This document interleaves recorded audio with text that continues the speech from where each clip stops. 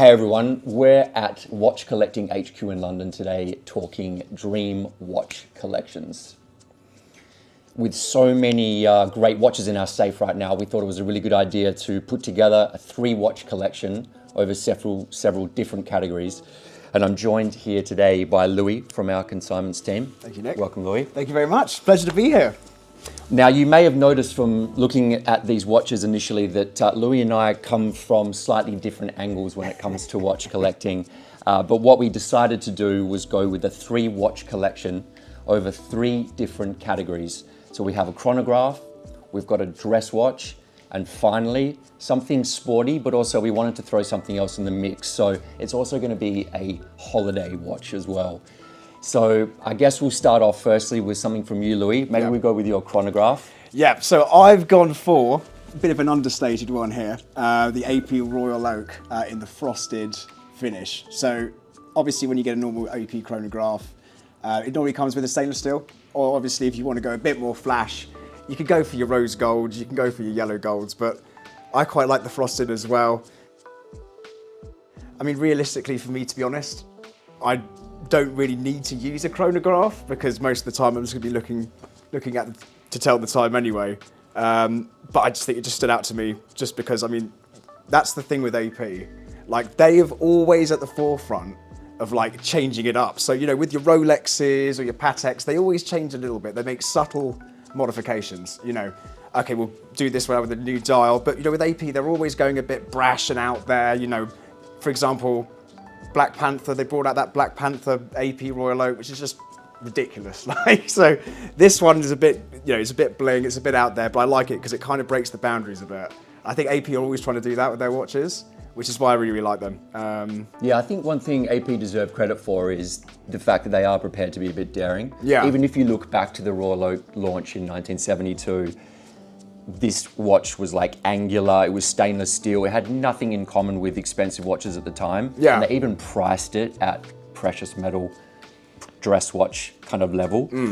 And initially it wasn't that popular and now it's become a phenomenon. So I think they deserve a lot of credit for that. And also when you look at frosted gold, they incorporated Carolina Bucci's really detailed method of creating that frosting effect where every single dimple in that case and bracelet is individually hammered in. So regardless of whether you feel like that's your taste, there is a certain level of respect that you have to give to them for doing that method. Yeah, you'll always admire it. I think when I'm just holding it, it feels like glitter's gonna come off of my fingers. You know, it looks like someone just basically super glued on some glitter to it, but then obviously you admire the actual craftsmanship of the actual watch.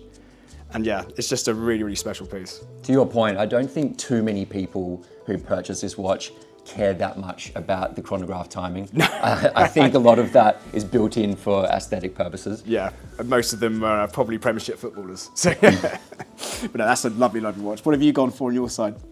Well, for me, it feels kind of fitting that we're filming this on a Tuesday because I've chosen the Speedmaster Professional Speedy Tuesday Special Edition. Straight off the bat, this is just a really, really good looking watch.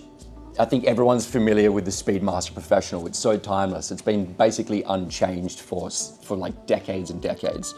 But I think what Omega have done here is something really special. It was actually made in collaboration with RJ from Fratello Watches. They started a hashtag for Speedmasters called Speedy Tuesday. Yeah. And in 2017, he teamed up with Omega and decided to launch a 5th anniversary of the Speedy Tuesday hashtag by making this really, really nice Speedmaster Professional.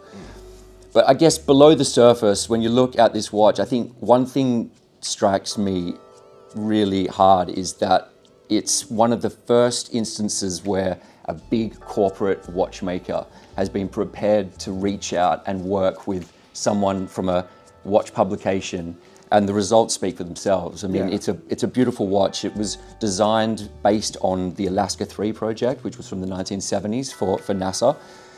But RJ, being a Speedmaster enthusiast, you can see that he's carefully considered all the details. He's turned the dial into reverse panda. The sub-dials have this radial finish, which looks amazing under luminescence. And for me, it's just a perfect rendition of a legendary watch. Yeah, well, it's quite groundbreaking, the fact that basically an enthusiast can contact one of these massive watch houses and essentially say, let me do one of mine, please, mate. You know, that's actually really, really cool. I think that's very good of Omega for actually them to be able to do that. So yeah, that's quite a unique example. Yeah, I think we're living in a generation now where big companies actually feel approachable. Yeah. You know, people feel like they can actually contact a large company and propose something. And I think it's also really clever from a company's perspective too, because ultimately enthusiasts are the people who spend all the time, they're well connected with collectors, they understand what's going to work from a commercial perspective. And given that they sold out almost immediately, it kind of illustrates that. The value of doing stuff like this. I mean, it's the same Indeed. with, you know, like AP, for example, you know, doing stuff with Travis Scott, John Mayer's got his own watches as well. So the big sort of institutions are slowly going towards that, you're right. Indeed. Well, that's two very different chronographs, but two great watches nonetheless. Yeah. So we're going to move on to dress watches next. Now, once again, we've got two opposing offerings. What have you got on the table, Louis? Tell us a little bit about. Well, we've gone rose gold versus yellow gold, haven't we, on this one? So I've gone for the daddy of dress watches, which is the Rolex DayDay 40 with the ombre dial, ombre green, and obviously we have the diamonds on the bezel, which is nice. Normally, to be honest with you, I'm not really. I mean, you might think not, but normally, like, I'm not really the kind of guy who wants diamonds on the bezel. I think it's too much. Or, you know, you get the, you know, sometimes the off-market, all diamond thing. It's too much for me. But this, it looks very, very subtle on the bezel. And I think ages ago, like when I was first getting into watches, like 12, 13 years old, and I really, really liked rap music. And I saw a picture of Tupac in like 1996. He was wearing a green gold, I looked like a DayDay. I don't know if it was a factory one or not. And since then, I was like, for me, that is the pinnacle of having a watch. So, you know, hopefully one day, this is a very aspirational piece for me to have. Because obviously the DayDay, normally people, they want 36 for the purists anyway, I think. Most of the time the purists want 36. Sod that, I want the 40 with the baguette diamonds as well. So, and I think with the presidential bracelet, you're always gonna know that it is a DayDay because it's such a distinct bracelet. And they only use it with the DayDay model, which is what I quite like. You know, with Oyster, you can get it with Daytonas, you can get it with Datejusts, with subs. So yeah, I just think this dress watch, you know, friend's wedding, south of France, I'll be wearing this bad boy. Yeah. So. I did like how you described that as subtle. I was trying to get my head around what part of it, of the diamond bezel and the yellow gold case. For me, it's subtle, yeah. For me, it's subtle. To your standards, yeah. Yeah. But it's such a lovely watch, and the green dial, the reflection of the green as well, because it's quite light on the inside and it goes darker around the outside, so it reflects very, very nice in the sun. We said off camera as well, green and gold is like the ultimate color for Rolex. You know, not only it's their corporate color, but there's this kind of prestige that comes with that combination that I think really works for their watches. It really does. It looks so nice, even with the John Mayer Daytona as well. I mean, that is another sort of grailed watch that I really want to get my hands on. But yeah, this is definitely up there as well. I think seeing it in the flesh, I think is the main thing, particularly with the diamonds, and it's just basically lighting my face up. So I'm probably getting some UV lights off it, but it's really, really nice. I think as well, as you said, the President bracelet is instantly recognizable as a DayDay. And I think it's really nice when models have a signature component to them. And the fact that Rolex reserves that bracelet for that model is really cool. Yeah, there's an element of exclusivity behind it. I just think just in general, like the cultural significance, you know, you always see on like TV shows and films, you know, always like the mob boss, he's always got a DayDay on. Tony Soprano, he's always wearing a DayDay. So they are the sort of, you know, top dog of if you're going to get a watch. So yeah, this always has got a special place for me, really. Love it. Very nice. I feel important just holding that watch. What have you gone for then? Well, from the world's most recognized watch brand to something from the other end of the spectrum, from the independent space, I've gone for the FP Journe Chronometre Souverain. Beautiful. In Havana, in rose gold. This is a watch, I guess I would call it quintessential design from FP Journe. Yeah. He found his eponymous brand in 1999, I think it was. And his impact on the watch world has been prolific. Like, he's become the most recognized independent watchmaker. And I guess he's one of the few in the independent space who is really challenging some of the big watchmakers like Patek Philippe, who have been around for a long time. And if you look at some of his models, they have the same level of popularity as, say, like a Nautilus or a Royal Oak, where it's impossible to get them from retail. You have to have long relationships with the brand to be able to access those types of watches. But this is sort of I would call the entry level into Journe, if you can call a $40,000 watch entry level, but it kind of has all of those key signature design elements from Journe, those distinctive hands, the crown, the power reserve, the asymmetrical dial layout, and then like that's just the front of the watch. When you flip it over, you can see this movement is absolutely incredible. It's made completely in rose gold. He's actually hidden the going train underneath the dial, so the balance wheel appears to be floating inside the movement. He's incorporated 2 barrels to maximize accuracy. All of these little intricacies just go to demonstrate like his commitment to watchmaking, and I think why people respect Journe so much as a watchmaker. But aesthetically, I just find it really pleasing too. I think it's a beautiful watch. It's versatile. You could wear it with a suit. It also has a kind of casual feel about it too, on this kind of tan leather strap. And for me, if even looking at the watches we have on the table today, if I had to pick one to take home, it would probably be this piece. Yeah. Now, I'll be honest with you, Nick. FP Journe, I know a little bit about them. Nothing crazy. Like, I couldn't tell you the names of like the models and stuff. But seeing that in the flesh, just because it's nice and thin, you're right, it's elegant. So that's the color is Havana, right? Is that what it's called? Yeah, apparently it's a mix of gold and ruthenium. That's how they get that dial color, but it's sort of officially known as Havana dial. Yeah, that is a very, very classy watch. I think, that's certainly swayed me a bit, I'll be honest with you. That's really, really nice. It's also a watch that I think when you see it in the metal, you have a different appreciation for its craftsmanship. Yeah. And I think a lot of watches are like that, especially dress watches where they're typically quite simple. Yeah, quite subtle, aren't they? Yeah. Exactly, and once you see them in the metal and you understand the kind of work that goes into them, you begin to appreciate them. The open work as well is insane. It's a beautiful piece. It's insane, really, really nice. Right, the final category. The grand finale. Yes. Here we go. Now, I said at the beginning of the video, this is kind of like a hybrid category because I always like the idea that when you go on holiday, you may be a little bit more daring than you would be otherwise. You might be prepared to strip down into the Speedos. When you go to the beach, you're sort of living away from your everyday life. And I guess with that comes a watch that's a little bit more daring than usual. So run us through what you've got here, Louis. Well, I've gone full Russian oil baron, Saint-Tropez spec with this one. So I've gone for the Richard Mille. This one is a bit jazzy as well, which is even better because it comes with obviously subtle diamonds on the casing as well, which is right up my alley, to be honest with you.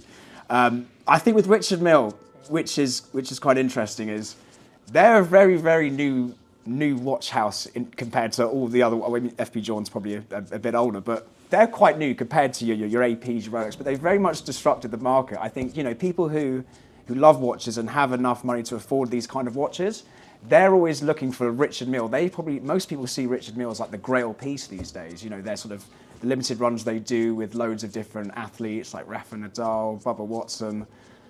So yeah, I mean, if you're one of those athletes, it's great because you get your own custom Richard Mille. Who can say that? But I mean, thinking about this, it's more of an aspirational piece. This kind of thing, when you're sort of seeing a watch like this, it's kind of like referring it to cars. You've got your APs. Your Patek Philippe's, they're the Ferraris, they're the sort of Lamborghinis, Porsches of the world. And I compare like Richard Mille sort of hypercar, kind of like a Koenigsegg or maybe a Pagani. You're sort of new but disrupting the market, doing crazy things. And yeah, I just think, just holding it, you feel a little bit in awe of it really, because I think some people, I mean, if I was to wear this to the pub tomorrow, every single person's going to think this is a fake watch because they're thinking, why the hell have you got that on your wrist for? So that's the thing. People would be in disbelief if they were to see you wearing something like this because of the value and the sort of the status that it holds as well. So yeah, I think always depends on what it is. Richard Mille for me. That's going to be my Saint-Tropez holiday piece. And just make sure I don't leave it as a tip when I've run a 30 grand bar bill as well. Well, I just said before how FP Journe made such a big impact in a short time. Yeah. And to your point, you're 100% correct. Like, RM's been around since 2000, and in less than 25 years, has made a massive impact on the watch market. As you said, it's become aspirational. It has its own distinctive shape and look. And while I think it's a polarizing brand, I would say that its impact on the watch market can't be contested. And credit to RM, I think they've really decided, look, we're going to expose the intricacies of mechanical watchmaking and make that part of our core design language, and it's been really successful. I mean, this particular watch, this RM14, is like their first foray into the world of yachting, and you can see RM's really honed in on like luxury and sports, and that world feels like it's perfectly suited. Oh, it's just tailor-made, isn't it? I mean, that is definitely sort of, you know, you've parked your boat right on the Monaco Grand Prix, you know, every single person in the boat's gonna be wearing one of those bad boys, you know. I also don't normally go for diamonds, but I think one thing that's really interesting about this design, and I think it's well executed, is they've placed or set the diamonds inside these kind of striations, these ridges that follow the case shape. Yeah, and very I think intricate. It is, and I think it would have been so easy for them to just plant diamonds all over the face in the case of the watch, but they've actually considered it, and I think it's kind of well executed. On my side, I think, Louis, this may be the one point where our tastes may overlap. I think this is a clash. This is a colliding of two minds here. I certainly think so. I think this is when we're both coming together to agree here. Definitely. I think it could be. So we've got here a Rolex Daytona Beach, and this is one of 4 different colorways which were launched in the early 2000s. There was blue, green, yellow, and this one in pink, which happens to be my personal favorite. I'm personally a big fan of Rolex having a bit of fun. Yeah, same. Because I picture their designers sitting in an office making these kind of small incremental changes to the Submariner and the GMT. Yeah. And every so often they get let out to make something fun and flamboyant. And this is a perfect example. You know, the Daytona in essence is like a very sporty utilitarian watch. It's quite simple. And this version has a pink mother of pearl dial and a pink lizard strap. And when you say that, you think that cannot work. Yeah. And when you look at it, the sum of its parts, it's like an incredible release from them. So Lovely and vibrant. I just thought as well that it's such a great holiday watch. You know, like the pink, the fact that it's still waterproof, you can wear it everywhere, you can go everywhere in it, but it's just a little bit of a statement. Yeah, definitely, Nick. I can see you wearing that in Barbados with your Speedos on. Definitely. That's not a good look, No. but I would say that for anyone who wants to take a risk and isn't someone who usually wears like flamboyant watches, this is the kind of piece that would, I don't know, suit someone looking to make a little bit of a difference or make a statement in what they're wearing. No, it's beautiful, and I think you're right. I mean, Rolex really like to have fun. Probably with this watch, you know, they were probably at the office, it was like Friday afternoon, they were probably on the beers to think, you know what, let's actually have a bit of fun for a change. So yeah, it is a lovely watch, and I think pink configuration on watches. I mean, you see it with the Tudor, with the new Tudor Black Bay, but with that, it looks very, very nice. And it would be good to see them sort of bring that back again, maybe. I think so, but I think that to that point, people are starting to demand that from Rolex. Yeah. And I think in recent times, when we've seen things like the Celebration dial Oyster Perpetual with the coloured circles all over it, this kind of date 8 with a puzzle dial and has an emoji date wheel, we would never even imagine those types of watches coming from Rolex in the past. But now, I feel like they understand that people want to see that from them. Yeah, so fingers crossed for more. All right, well, they're the 6 watches, the 2 collections. Let us know what you think of these. We're curious to see whether you would pick my collection or Louis, or even a combination of the both. All 6 watches are available to view on the website now, so jump onto watchcollecting.com to check those out. And we'll be back soon with more collections and more analysis from watches from the vault. We'll see you soon.